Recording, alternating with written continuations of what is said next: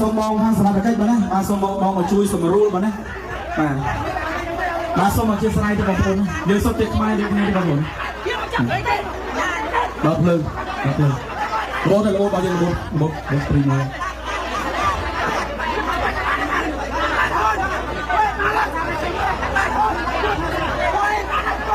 បង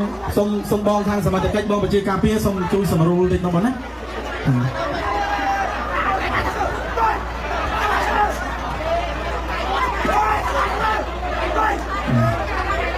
សូមនឹងសូម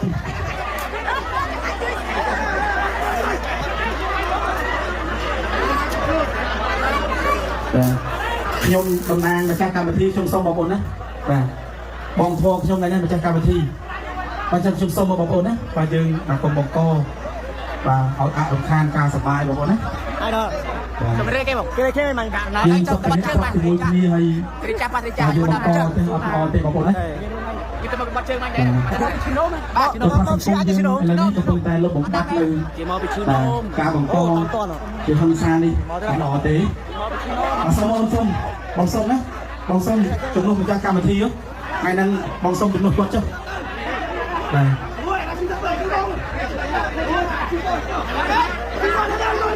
ហឡូសូមអធិស្ឋានខ្ញុំសួរថាពីណាគេបាយបងខ្ញុំមុនឥឡូវនេះមិនមែនជាការវែកញ៉ៃអីទេ